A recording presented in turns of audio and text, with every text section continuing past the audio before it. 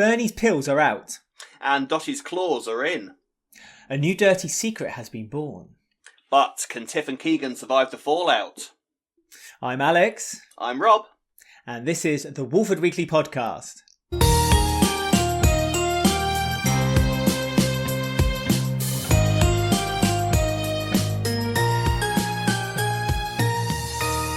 Hello everyone and welcome to Walford Weekly, your weekly EastEnders podcast, where this week we'll be discussing the episodes that aired on the BBC iPlayer and on the BBC in the UK from Monday the 2nd to Friday the 6th of August. And as it wouldn't feel right without him, here is Rob. Hello Rob, how are you? All right, Alex, how are you?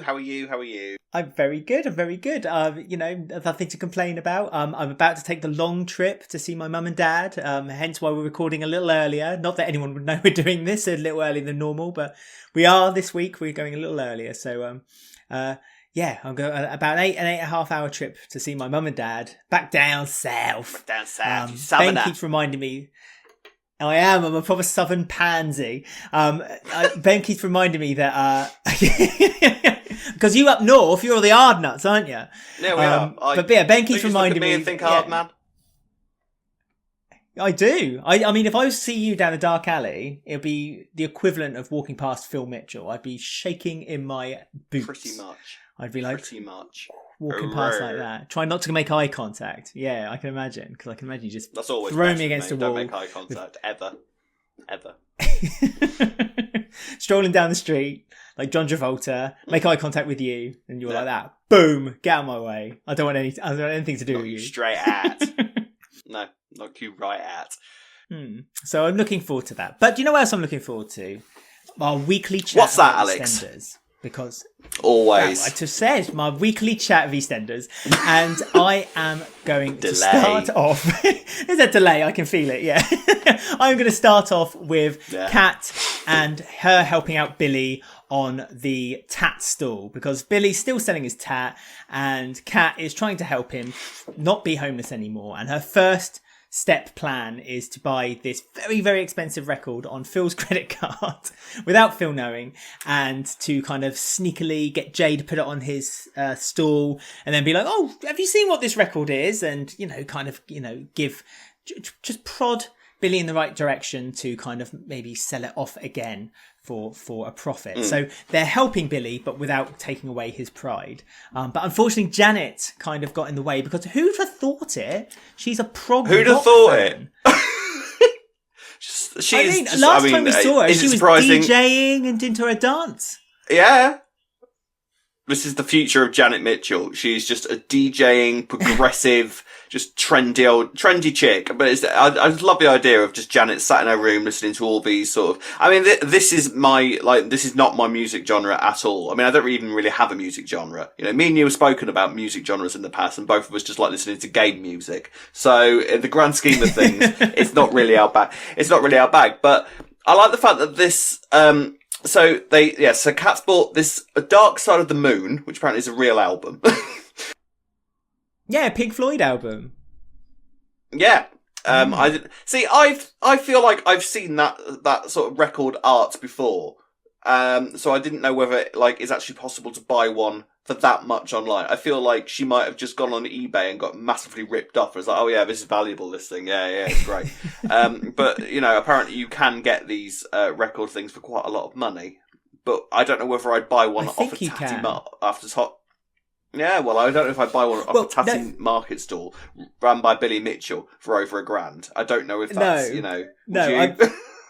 I think Billy quite sensibly, by advice of Jay, did then decide to sell it on a auction site. And he was sat there in the cafe, wasn't he, going £800, £900, £1,000. He was getting more and more excited about it. And I know. It was a first press, I believe, so that was why it was so expensive. I mean, like you, I don't really know about record sales, but I mean, I think a lot of like nostalgic stuff is kind of becoming really popular nowadays. It's like video game cartridges are like going for thousands of pounds now as well, aren't they? From the N64 era, I see online quite often them talking about. So this makes sense the cat would do it, but to pay out the initial £1,500 to then go on the risk of hoping that then Billy would recognise the record, sell it for its market value. I mean, Jay, I thought was right to say at the beginning, like, this is Billy we're talking about. He'll probably give it away for 10p. And he did give it away, essentially, because he gave it to Janet. So he did it for the love of his daughter and had her kind of dancing in the market, listening to it on an old record player. I mean, this is what I don't like when they do things like this on soaps, when you just know what's about to come up and, you know, Cat fell over, scratched the record, and so then it meant that Billy couldn't then sell it on, and so that was a waste of £1,500. I know. Don't you hate things like that? I hate when they do things like that on soaps, because I just saw it coming. That's up there with random head injuries for me. You know, those sort of moments where like characters just completely lose the use of their legs randomly for 5 seconds just to sort of advance the plot a little bit more. I don't even know what happened. Like, both of them just, I don't know why it happens. Cat was like, no, you need to take this off the record player. And Billy goes, no, Cat. And Cat just randomly, like, loses the use of her ankles and just stumbles and then kind of crashes into the record player.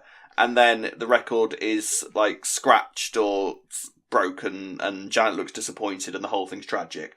But but basically, what it, avoiding like the pointlessness of it all, basically what it leads into is Billy moving into Phil's, and Phil, as you can imagine, is delighted with this arrangement, because Phil is, if anything, the most supportive member of any family it's possible to be. I think it's quite nice that Cat is sort of, I'm watching the Cat and Phil stuff at the minute, and I'm sort of looking at it and thinking, right, what would Sharon do in this situation? You know what I mean? Like, sort of the comparable sort of sides between Cat and Sharon in this role, because what we both said is that what we don't want is for Cat to turn into sort of the yes woman that Sharon did, just sort of being taken advantage of by Phil all the time. And it's like, Cat is kind of trying to take the bull by the horns with Phil a lot of the time, which is quite nice to see. You know, it's almost like he's met his match, but at the same time, we're talking about Phil here, and it's very rare that Phil will turn over and sort of agree to whatever his woman, suggests or wants to do. But yeah, so initially he throws Billy out immediately because he is in quite a bad mood this week because of the whole Raymond debacle. Now, yeah, Phil has a lot on his mind, doesn't he? Doesn't he just? This whole Raymond thing sort of looks like it was going in one direction, and then almost decided, no, actually, I can't be asked to go in that direction, and then just sort of faded away by the end of the week, because they looked like Phil, it just sort of U-turned, and like it looked like Phil was going to go all shenanigan-y and sort of kidnap Raymond. How he was planning on doing this, no idea, but he was planning on kidnapping Raymond and sort of running away, again, to where, I don't know, you don't know. I doubt the writers knew. Phil sure as hell didn't know, but he was off.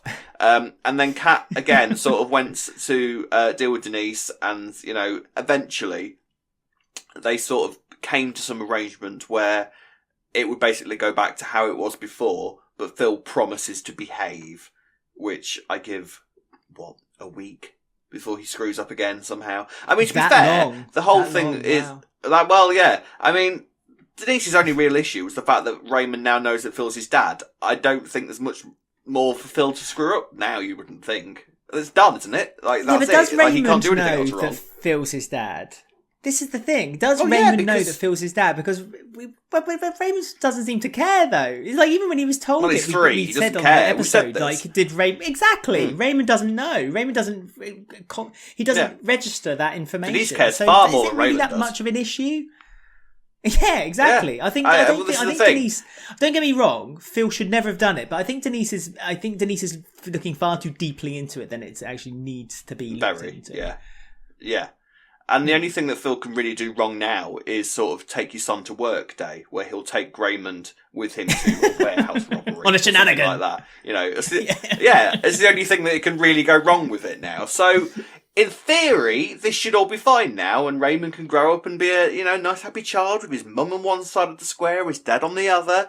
It should all be fine. It's not the way of Albert Square, though, unfortunately. So we'll see how it goes wrong, but There you go. So how long do we think that Billy is going to be living at the Mitchells? Because his situation doesn't really seem to be improving, does it? Yeah, he's still not got any money, especially now his record's done and dusted, so he can't use that. So what's Billy's next move? Well, for as long as he still carries on working on that market stall, clearly he's not doing a very good job on there.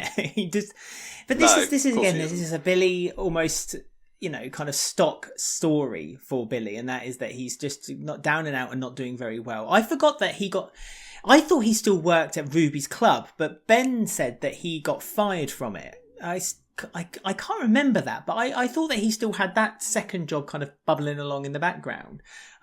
Because he used to work behind the bar and kind of, I see. I mean, I don't really know, but this is just, for as long as Billy's kind of like going to need a story, then this is going to be Billy's story, isn't it? I mean, I think the bigger question is Honey.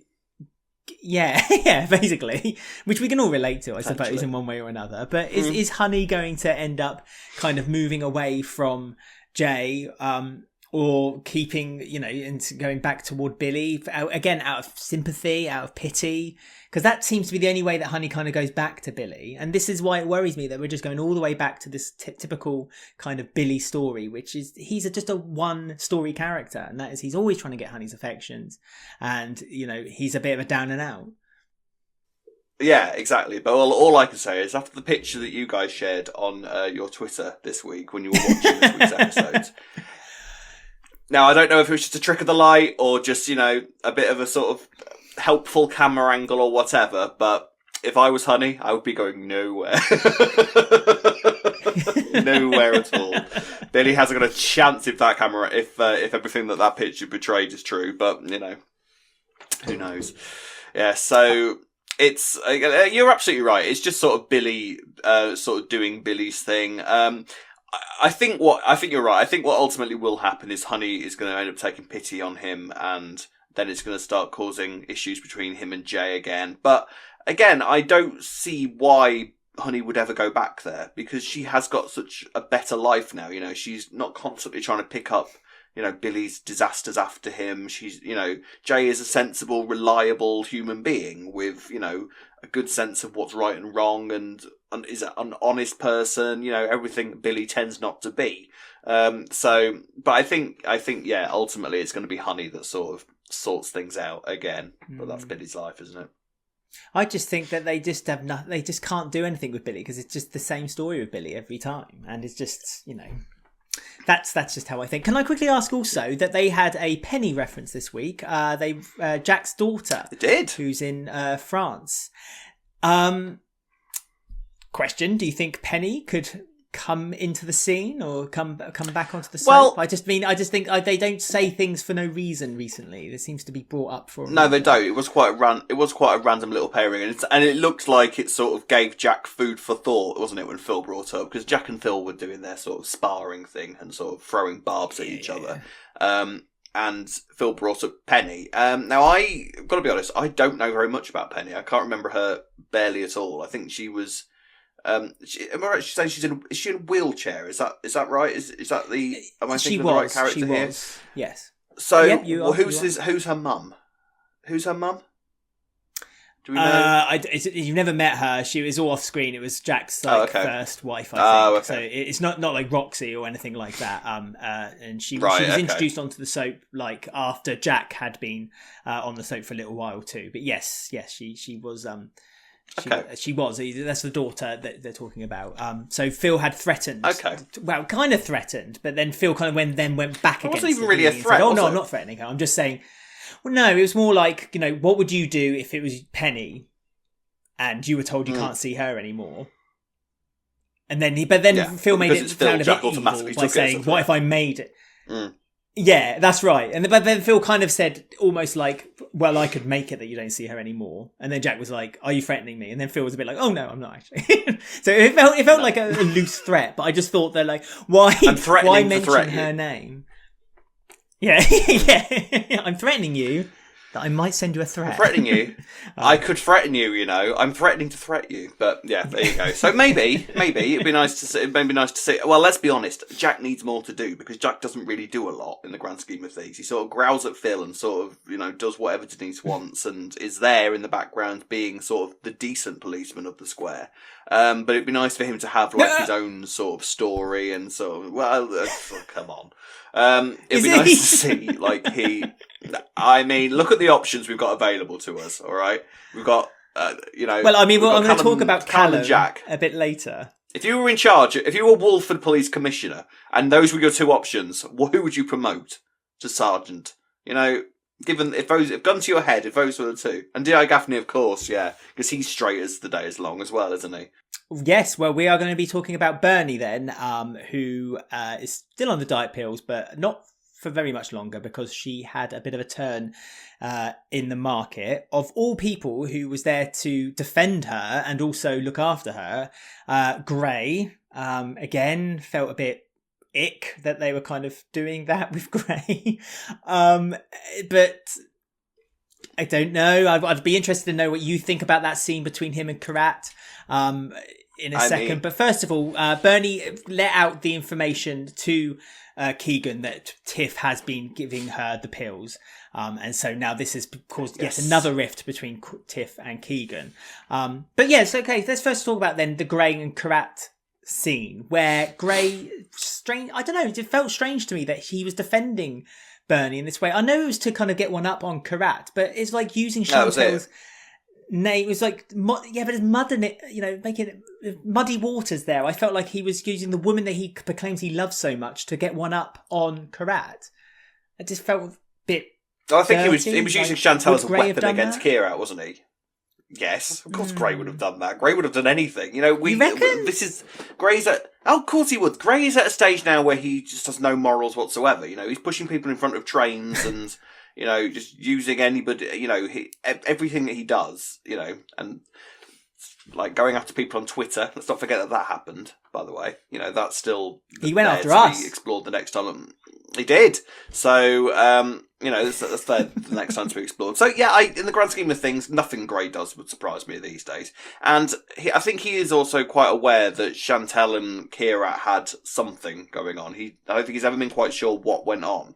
So, just to use Chantel as a stick to beat Kheerat with, I don't think is a surprise for Gray at all.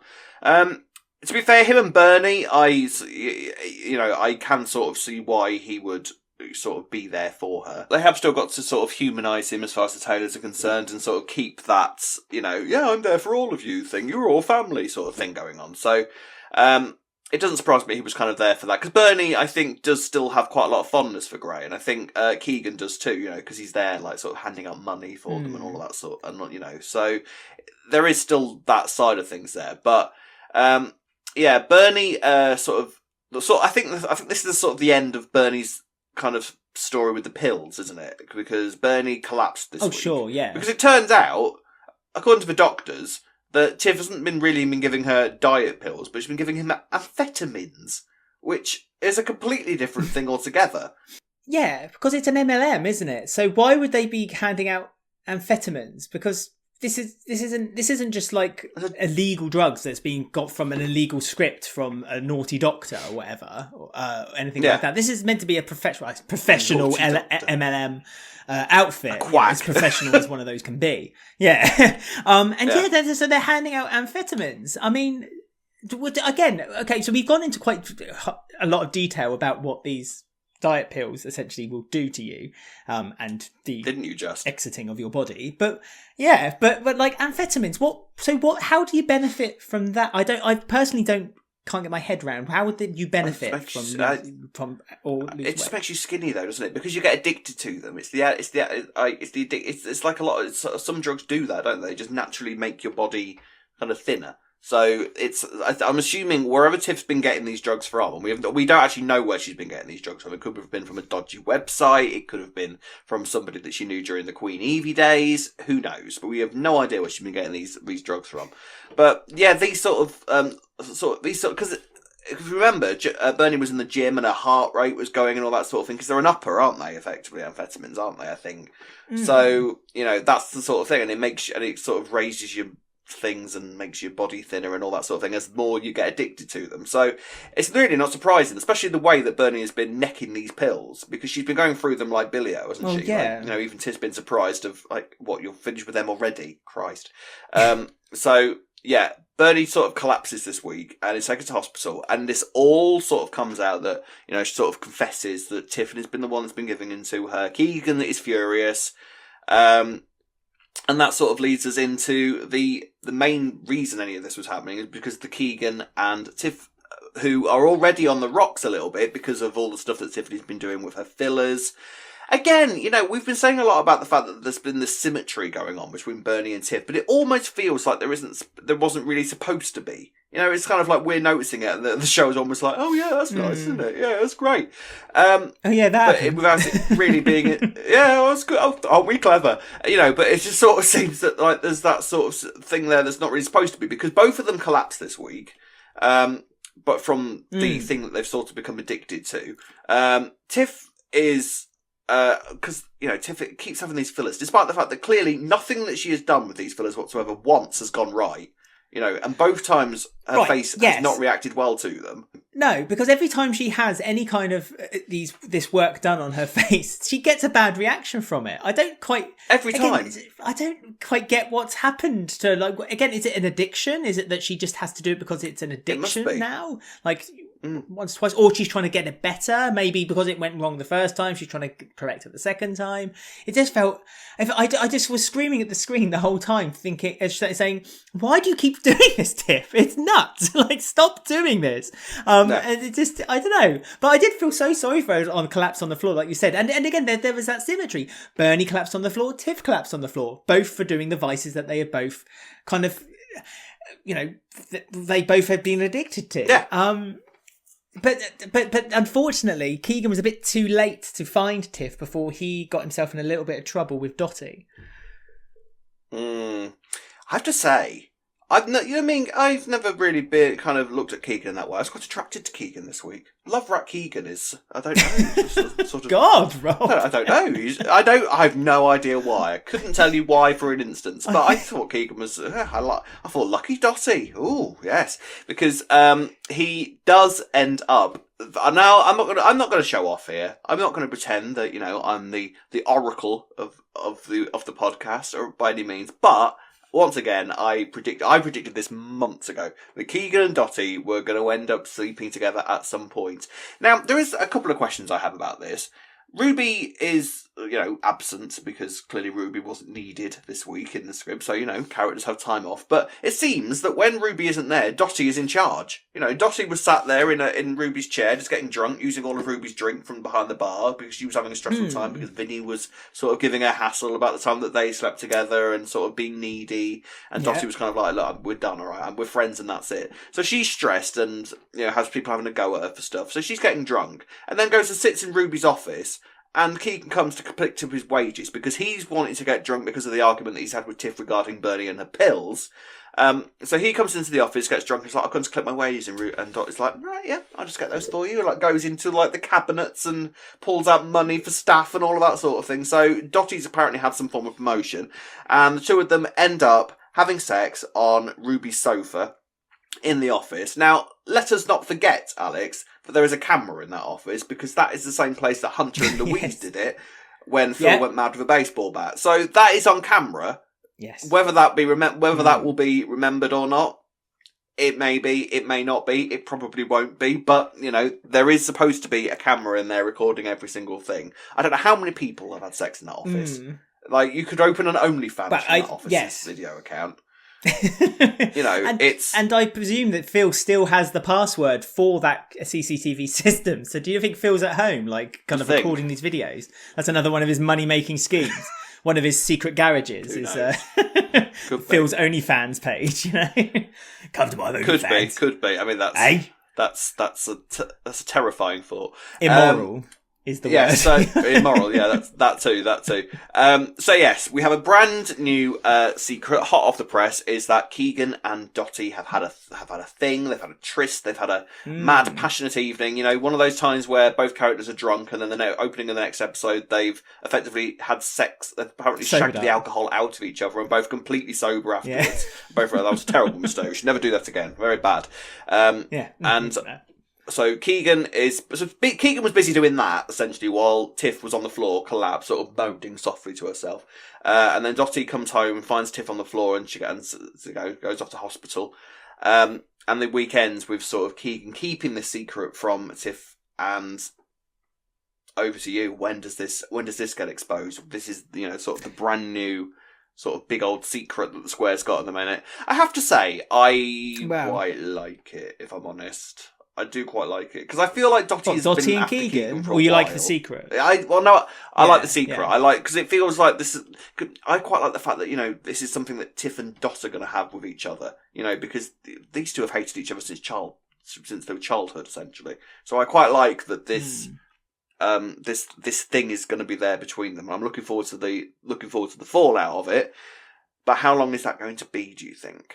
If that wasn't bad enough, they've also added the extra twist that Vinny, who seems to be best friends with Keegan this week, so they seem to have bonded over their kind of how Dot has deceived them both.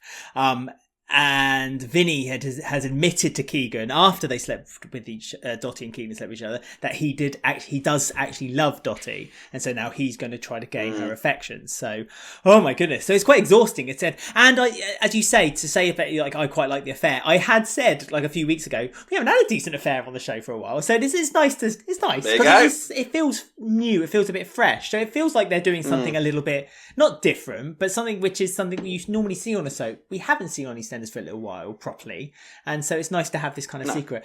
I do worry though that it's going to be exposed because Dotty is going to be pregnant with Keegan's baby. That's what I think is going to happen. And I know because two drunk people don't know contraception exists. Yeah, that's the classic soap trope, isn't it? Also, I do want to say, Vinny has taken to calling Dotty Dot, just sort of like a short affectionate term for her name, like call her Dot. Now, that's going to kind of conjure up all sorts of images, when me and Dot slept together, when me and Dot had grief sex, when me and Dot did this, I'm obsessed with Dot, I love Dot, why is Dot treating me like this? It conjures up all sort of images, like, please just call her Dotty, alright? Because Dot's a very different character, and that's not the one that you've done all this sort of stuff with. So, but apart from that. I felt that way too. Slightly odd. But... I mean, all I say, she's not one to gossip, but yeah, what has Dot been up to in her absence? So it's going to be interesting to see where this goes from here on in. I have a feeling we're not going to see it for a couple of weeks now, though. They've sort of given it that sort of end of week cliffhanger, and it's kind of like, wait till we deal with the storyline next time. I don't think we're going to deal with this next week. I just got that impression. But for the last couple of weeks, though, the cliffhanger has been Keegan and Tiff. It's been 3 weeks in a row now. The Friday cliffhanger has been Keegan and Tiff. Well, so I think I feel like they're going to stick to it and they're going to carry on with it because maybe. I think this is kind of one of those stories they're kind of pushing along a little bit, which I kind of wave the flag for because it's a young couple. You know how I like my young couples in stories. In debt. And it's just and it's quite. I think. Yeah, in debt, and I just think that it's almost relatable to an audience that perhaps they've dipped out of EastEnders and could potentially be pulled back in again. I don't know. So I feel like they are going to chug along with it. I just wonder how it is going to be exposed. Whether I hope they kind of play it out for a little bit longer. I mean, I don't mind a pregnancy story. I mean, it could, again, because it kind of links in with Bernie's story a little bit at the moment, because obviously Bernie revealed the pills thing. Could Dotty being pregnant with Keegan then link to Stuart and Rainie's story somehow? I don't know. Could it kind of then intertwine somehow somewhere else? Who knows? Dotty says that she's going to have it adopted out, and so, I don't know. It's there's a lot of twists and turns. It's just obviously all the stories are kind of intertwined at the moment. Is this where it breaks free, or is this where it continues intertwining? Who knows? Anyway, can we briefly talk about Lola and Isaac? And it's a real short thing, really. Lola has basically decided this week that she's got far too much on her hands. Lexi has been, was it a recital or her first swimming thing? 10-meter swim or something? I can't remember. Yeah, her gala. She missed it. She feels. Ben feels like she's missing too much of Lexi's life, but I think that's more because Ben doesn't want to have as much hands-on involvement himself. No, he's Ben's busy. Feeling quite... Exactly. Yeah, sitting back and kind of letting other things kind of happen. And so he convinces Peter to talk to Lola. That felt like an unnecessary scene, but fine. But then basically Lola then decided, it was random, and Lola then decided, with a little bit of continuous persuasion from Cherie, that she doesn't want to see, or she's not going to visit Isaac all the time anymore. And this poor doctor who's looking after Isaac was very upset because he's not going to get his daily burger. So I think he's the biggest casualty of all this, to be perfectly honest. Isn't he just? The whole Cherie thing is because that whole conversation started with Patrick turning around to her and saying, "Look, just give Lola a chance. Just just be kind to her. She's trying her best here." And Cherie's like, "Yes, you're right. I will." And then instantly goes to Lola and goes, "I don't think you should see it. I think you're done with Isaac. Really. I think he's clearly broken up with you. Move on, love. Move on. You've got to you're a pretty girl. You can do anything you like. Just go out there and just sort of live your life. Leave Isaac to me." Clearly thinking that she was being supportive. That's the kind of vein I got from that conversation. That Cherie thought she was being extremely reasonable and extremely sort of kind and almost like setting Lola free, opening the cage door and letting Lola free and letting her fly away from these terrible issues that she's having to deal with herself with Isaac. But it does seem that Isaac at the minute is just point blank refusing to see anybody, whether that be his mother, his girlfriend, his mate. I wonder if he's letting his mate come and see him that he went to stay with for that weekend. Maybe he's allowed in as long as he brings burgers. But yeah, apart from at the minute it's sort of just Isaac refusing to see anybody, Lola trying to see him, and so clearly thinking that if I turn up every day, Isaac will think that I am dedicated and that he can trust me. When in fact, if you remember, Isaac is paranoid about people. So the fact that Lola keeps turning up when he doesn't trust her isn't going to help him, I wouldn't have thought. But so we'll see. Like you say, it wasn't that much of it this week, but we'll see. We'll see where it goes from there. But I can't see this playing out very well. But who knows? It's just like they've put the story on the sideline, and presumably it's going to become a bit more involved again, maybe eventually when we start to see more of Isaac down the line. But Lola was the only one to start with that Isaac trusted, so I just find it a little strange that they're kind of not like Lola has kind of given up quite so easy. And I like you say, it felt weird that for weeks and weeks and weeks Cherie has been kind of deliberately trying to push Lola away, but this week Cherie seemed to genuinely, with kindness, suggest that Lola kind of stepped back. So Cherie kind of finally admitted that Lola was helpful, but then decided that Lola would be more helpful if she did step back, but not with a malicious turn behind it. So it was really weird, wasn't it? How they kind of then made Cherie kind of go that kind of way. But yeah, I mean, it's just, I feel like we should be talking more about Isaac's story though. That's what's kind of... Yeah, but this is the thing though. While he's in hospital, we can't. There's nothing really to discuss because he's in the right place at the moment. He's in the place where he needs to be to sort of get better, and the doctors are doing their thing. It's like when Stacey was sectioned. We didn't really see all that much from Stacey. In the hospital, because it's kind of just like, well, that's where she needs to be, and it was more about how the family are dealing with it and how the family are sort of dealing with the fallout. So I think as it comes closer to Isaac being released, then we'll start to see more of him and sort of see how this has affected him. But I think until then, there's not really a lot they can show in the hospital because it's effectively just Isaac receiving his treatment. Because if you remember, the one time that we did see Isaac there, he was absolutely off his head on the tablets that they gave him. I don't know what they give people that have reached that kind of level. But yeah, he wasn't really that cognos mentis. No, what am I trying to say? He wasn't cognos mentis. You know what I mean, don't you? Yeah. So at the minute we haven't really got a huge amount to sort of deal with Isaac, and like I say, it is just sort of Cherie and Patrick and Lola sort of trying to get back in there with him and sort of make him trust them again. So we'll see where it goes. Nancy and Frankie now. This is what I was saying just earlier about Callum. So they get locked up in prison. Yes. We'll discuss how they get to that point in a minute. But can I just say that, so the prison service in the United Kingdom, okay? If you say that you want to stay with your friend in prison, do you just get to stay in prison? One. Secondly, if you become too much of a bother, if you become too much of a bother in the prison, do they just say, you know what, you're too awkward, off you go?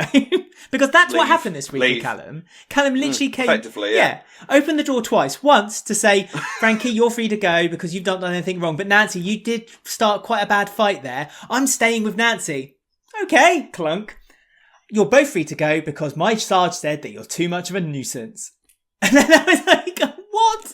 Yeah. No. Effectively. We know that Walford police are terrible, but that takes the biscuit cake thing. I don't know what the phrase is. Cognitive.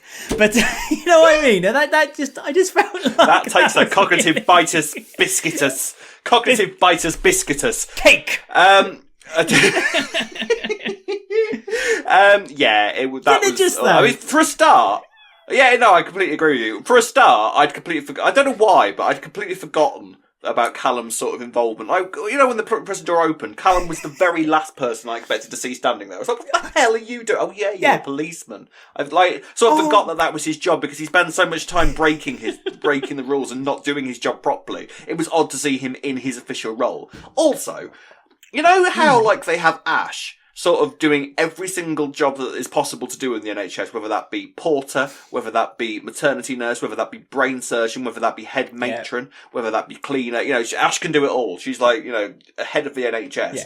And it sort of felt the same with Callum this week because, we've seen Callum sort of on patrol and doing his you're under arrest, my son. And sort of, playing with computers and getting all the codes and numbers that he needs to do whatever, the Mitchells need that week. So it sort of felt weird to see Callum sort of doing a lowly duty of sort of prison person, sort of dealing with the people that were in the cells overnight. It felt odd, but I suppose that might be part of his job. I know exactly. I don't know a huge amount about do you know what I mean? I don't know a huge amount about police people's roles, but it just felt odd. And when he opened the door as well, it felt like, to me, it felt like it was one of those kind of in the 1970s, 80s sitcom when a star would open the door and walk into a room and the whole audience would go, "Wah!" Yeah. Woo! Honestly, if you put one of those kind of tracks, if you put one of those tracks to Callum opening the police door, the cell door, it would have worked. I genuinely believe that would have worked. Guest Absolutely appearance fine. by Callum Highway in this storyline. Yeah, I completely understand what you mean. Do a still frame of him going, that. Yeah. If anyone wants to do that, who's listening or watching the show, please feel free to and send it to our Twitter at Walford Weekly. Anyway, on to the story, Rob. So tell us how they got there, please. I mean, I wish I could. So this it was sort of it was one of those stories that sort of goes a little bit sort of circular before it gets to sort of the aim of the story, which effectively is Frankie thinking that getting Nancy drunk is the way to deal with any sort of problem that she's got at the moment. Sort of Nancy's stressed. Right, I'm going to take her out. I'm going to get her absolutely hammered and that's going to solve everything. Oh, Nancy's sad. I'm going to take her out. I'm going to get absolutely wasted. This time, she's going to be so wasted that everything's going to be fine. We will reach a point where Nancy is just in hospital from some sort of liver illness because Frankie has been that desperate to try and make her well. And even then, Frankie will try and sneak vodka into the IV drip. I wonder if Frankie is some form, living with Linda. I don't know if this is a great idea, But yeah, effectively, Nancy's in a sulk this week because of everything that's been going on with Zack and, so she decides, because last week she was talking about going to Thailand and everyone was completely horrified by the idea. So Nancy has met some girls and has decided to go on holiday with them for a couple of weeks. Now, it's questionable, I think, how good Nancy is at making friends because the girl that she becomes friends with has got to be one of the biggest psychos I've ever seen in my entire life. She reached, it's fair enough, her falling out with Frankie, and, because Frankie at the same time wasn't exactly being, helpful in the situation. She was just sort of standing there, glaring at this girl and calling her a tramp and all of this sort of thing. I understand why, giving her the stink eye or whatever you call it. I understand why she might get a bit annoyed by that, but that went from so what are you looking at? What are you looking at? To throwing a glass bottle across the room. That escalated quite quickly. And then to the point where Nancy was sort of, even Nancy was amazed by how vicious and evil this girl was. And then we don't know exactly how this fight planned out because it sort of cut away before the main sort of violence occurred, which is a shame because I'd quite like to have seen exactly how Nancy dealt with this girl to the point where even Callum was surprised. Yeah, you're quite violent. You need to stay here. Because Callum, it was the reason that Nancy was kept in, because apparently Nancy was by far the worst in this fight. Frankie was just sort of an unfortunate ally in the whole thing, but Nancy apparently was a nutter throughout the entire thing, and we don't know what state this girl's in. I assume she's unconscious in a hospital somewhere, and we'll never see the light of day again. But yeah, all of this essentially leads into, eventually at the end of the week, when Frankie again takes Nancy out to get her drunk, because that's the way to solve issues. And she arranges for Zack to sort of meet them at this bar, and then sort of inconspicuously leaves, leaving Nancy and Zack to sort of reconvene where they were. But they have now decided again to sort of keep the whole thing a secret. Mick's never going to know, so I give it till next week. Mick's never going to know, and, they're going to sort of build their relationship up again, because clearly they do still really like each other. And again, I really like the pair of them. I think they are a good couple. Nancy's quite obsessed with the idea that Frankie is having some sort of affair with Zack. She seems to think that Frankie is after her man. So I don't know if that will ever play out. I think she's let it lie now, though. I think after they had their scene in the cell, maybe. and they kind of, I think Frankie was quite adamant, like, there is nothing between us. I was just trying, and also because she then set up that meet with Zack and Nancy at the Albert, I think Nancy kind of realised, oh no, I think she has let that lie. As you say, it might come out of the woodwork again, perhaps before then the admission comes out.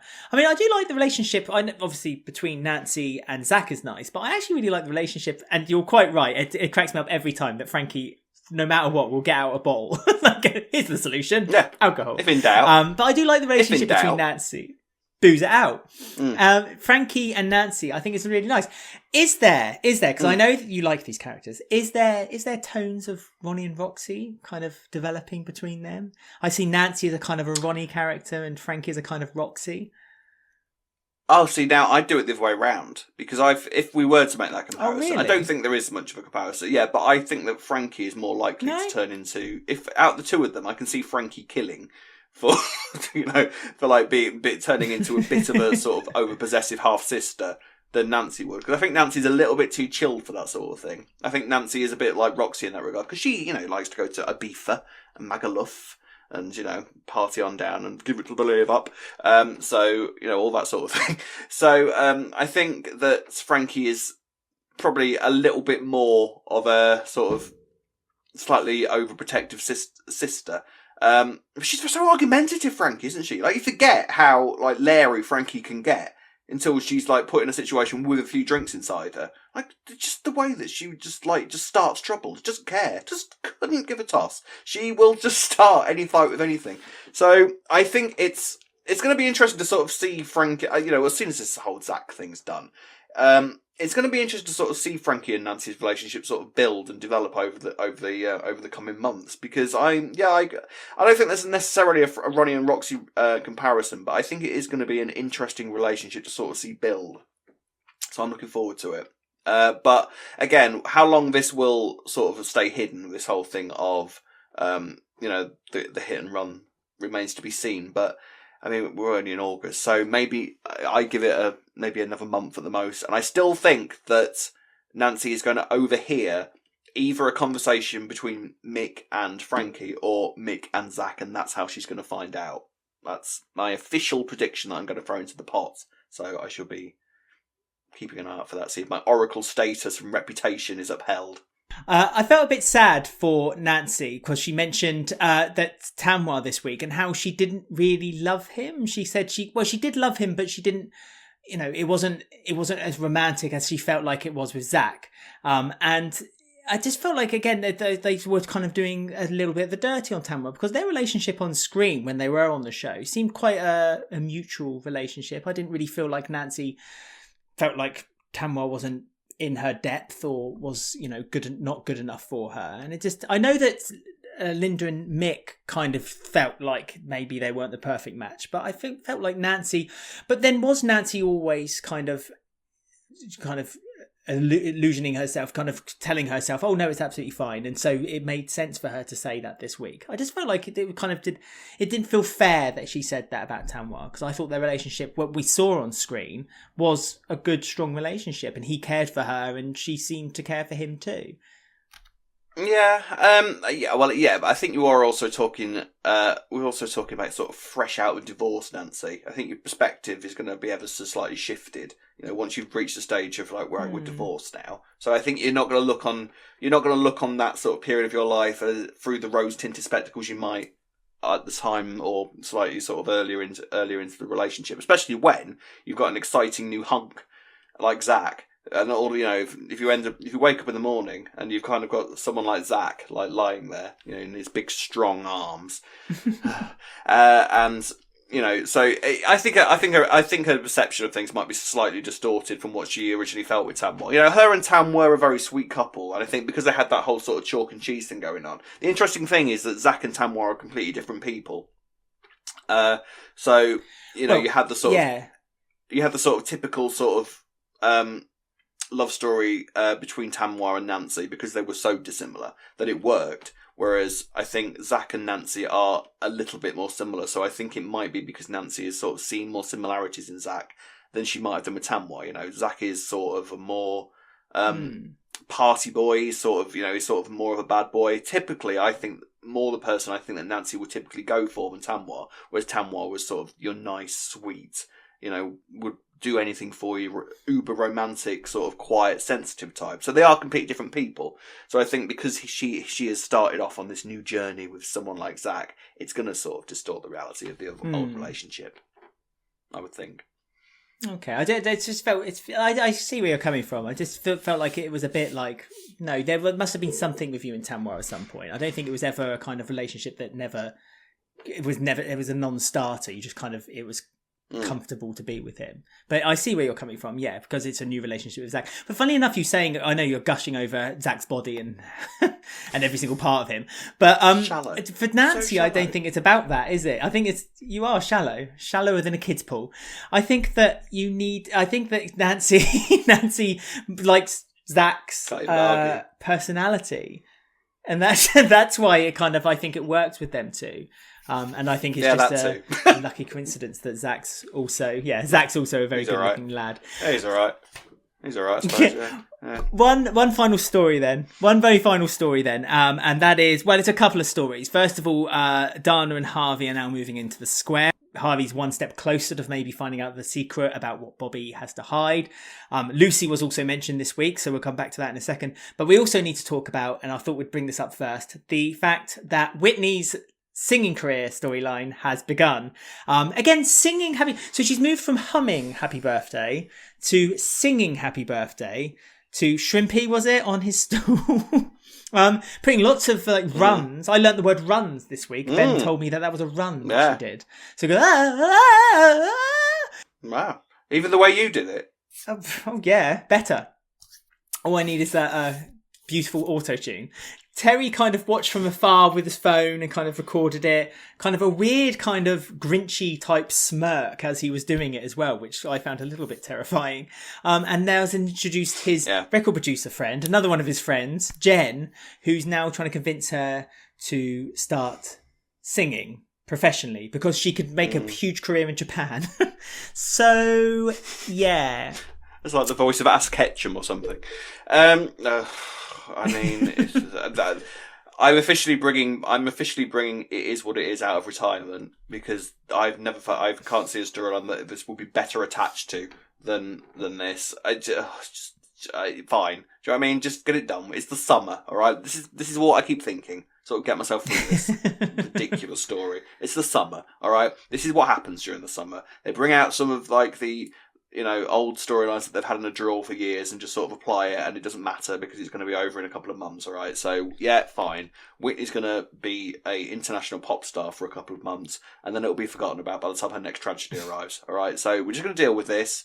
Whitney, like you say, has gone from humming Happy Birthday and impressing Rocky beyond all belief to belting out runs and, X Factor worthy performances. Why was she even doing that? And was it Whitney? Is it really Shannon McCarthy singing that?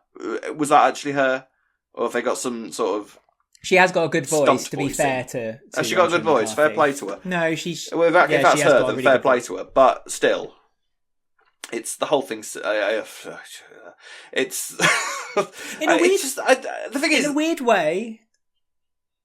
Yeah. But no, in a weird way, I kind of like the idea, because we haven't had a soap star become a pop star in many, many, many, many years. And it was such a thing of the 90s, wasn't it?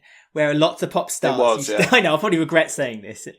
But it was really a thing of the 90s, wasn't it? Where they're kind of like Martin McCutcheon and Sid Owen and, they all had a music career at some point. And Shane Ritchie. One automatically rolls into the other, doesn't it? Martin McCutcheon, Sid Owen. I know. If they should have duetted, it would have been perfect combination. They should have done. Yeah. So, in a funny way, it sounds a bit weird saying this, but if a record should come out of this, not Happy Birthday, incidentally, I don't want her to singing Happy Birthday on a record, or an album of different versions of Happy Birthday, like, I don't know, a Shania Twain album where she made 2 different versions of the same flipping album. Yes, I know that actually exists. I just think that not Shania Twain, I think that Shane McCartney would be kind of, I don't know, I would buy that album. I would download that on Spotify, and I would be pleased just Whitney, to kind of though, encourage don't you? it. I think that would work. So now, Whitney Houston is sort of done. Just Whitney. Just like written across a CD in like pink letters. I can see that. It's like a big, what's it called? A pseudonym. When you go by just one name, what's it called? I can imagine Whitney doing that. Well, like Madonna. Whitney. Yeah, or Rylan. Whitney. Just sort of, I can imagine that working for her. I mean, we're giving this as much discussion as it probably deserves, but this is the story that we're with at the moment. Whitney seems about as interested in this as I am, by the way. Like, she clearly has absolutely no interest at this stage in becoming an international pop star, especially in Japan. Whitney knows that this is as daft as it sounds. So I don't quite know how we're going to get to do it because But she's been encouraged to do it because she's been told that, she's had a bit of a hard time recently. Her boyfriend could splat on a train. She was meant to get married to him. She's had an abusive boyfriend. She's been in jail. A lot's happened in a very short space of time for Whitney. And that, Terry's kind of said, you need a little bit of fun. So why not start a music career? So I think that's kind of his pitch. And Whitney has grabbed the ball, but I don't quite know if she's ready to run with it just yet. I just think we'll see. As you say, just bring out It Is What It Is out of retirement, and we'll be talking about this every week for the next few weeks, won't we? Can't wait. I really can't. Nothing fills me with more excitement than this storyline. Dana and Harvey are moving into the square now, and yes. There's been hints that Harvey is now asking questions about Bobby's family history.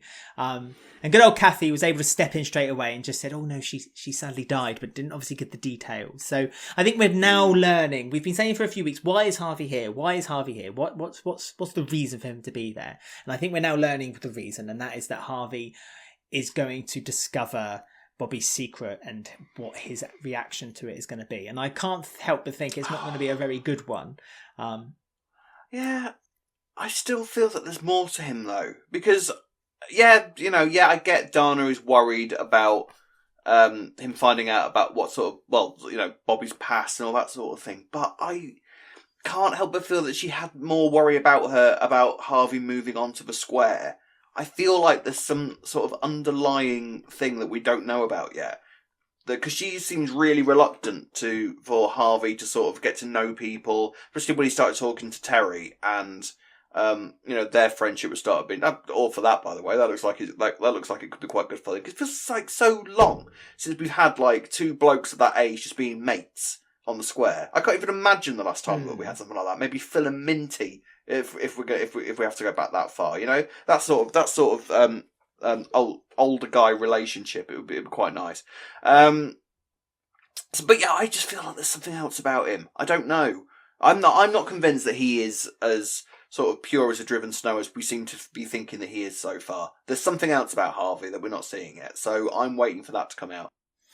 So Harvey, not necessarily a long-term character, or so one story character, or do you think because he's now been introduced onto the square, he's going to be a bit more term? No, well, yeah, he's going to be there for a while now, you know. But we just don't know everything about him yet, and I am really intrigued to know what exactly was going on with those two before we met them. Because something to do with the mother, something to do with that necklace. There is some secret. Maybe Harvey's not the one with the secret. Maybe Dana's the one with the big secret. I don't know, but there is something we are not seeing with one of them, or possibly both of them, yet. And I'm really looking forward to seeing what it is, because it's all a bit easy for Bobby at the moment. Yeah, you know, he can find out that Bobby killed his sister, you know. But that's available in any sort of paper. Because if you remember, at the time, that was quite big in the media. You know, like, you had Walford residents sort of reading the paper and seeing, you know, Bobby's picture and finding out about it. So it's not like he isn't going to find out about it quite soon, is it? The second he moves to Walford, someone will mention it to him. It's that's sort of Bobby's thing, isn't it? Oh, it's the boy that killed his sister. You know, it's sort of Bobby's little quirk, bless him. So there's more to it than that. There has to be. So bring it on, I say. Yeah, as you say, Dana's kind of keeping Harvey at arm's length, and because that's been taking away from her, she seems to be worrying a little bit. But I just thought it was because Bobby's secret's going to start coming out. But maybe there is then more to tell. I mean, we've thrown all kinds of theories at the wall, so there must be more to it. Well, there you go. So that was EastEnders this week. I mean, I don't know about you, Rob, but I found this week a little bit dull, dare I say it. Apart from the odd one or two moments where I kind of... Yeah, I know what you mean, but it's just summer, innit? Like, it was a bit of a naff week, but it's given us the sort of the Dotty and Keegan thing, and, you know, set up a little bit more intrigue, you know. I mean, nothing says it's summer more than this Whitney story. I'm sorry, I can't put into words how much this storyline is going to irritate me and irk me for as long as it exists. All right, it's going to be there, and it's going to be there as a bone of contention for me until it finishes. All right, it's summer, and it's nearly September. We've only got a few more weeks until we're into September, where they start to bring out the big guns again. So let's just grit our teeth, grip the side of our seat, and just dig our fingernails in until this is done. I'll bite on an apple until the storyline's finished, until we get into September, because then big things are happening, we hear. So let's see. Ooh, very, very exciting. This is also the last week where up until the time of this recording, BBC still might change their mind, where it's no longer on iPlayer first. I mean, it's had a mixed reaction. To be fair, actually, I've kind of grown to like it. For personal reasons, I'll say, once I buy behind the scene thing for people listening to the podcast, it's been incredibly convenient for us. We've been able to record been able to edit and to have longer episodes because we've been able to do it for that reason. But it's going back to normal. I think it's certainly going to help the social media. It's going to help, I think, bring in a few more viewers again back to who's used to doing the routine thing. I mean, BBC have been kind of praising themselves, saying I think they've been getting quite a good turnover on iPlayer views or clicks. Again, they don't say views, do they? They say clicks, and so it's a slightly different hits kind or of something. Scale. Hits, yeah. So it's difficult to really tell what's one or the other, but whether it's an actual view or not. But so we're going back to normal then. We're back to normal EastEnders. Unfortunately, because of my ridiculous road trip, I ain't one to gossip this week. So I am now going to jump on Rob, who I'm sure is very prepared with how you can get in touch with us on the show. You can contact us on Twitter and Instagram at Walford Weekly. You can find us on Facebook at Walford Weekly Podcast. On YouTube, don't forget to like, subscribe and click the bell to get notifications about the spoiler videos and for anything else we might be uploading. You can listen to us on Apple, Podbean, Spotify or any of your favourite podcast sites. You can contact us on robwalfordweekly@gmail.com or at alexwalfordweekly@gmail.com. Haha! I was prepared. We'll be back next weekend for... Thank you. We should be back for the next episode next week, and we will be back, as Alex says, into normal EastEnders time. So bring on those actual duffs, I say. Until then, we will both see you soon. It's goodbye from me. And it's goodbye from me. See you later. Bye.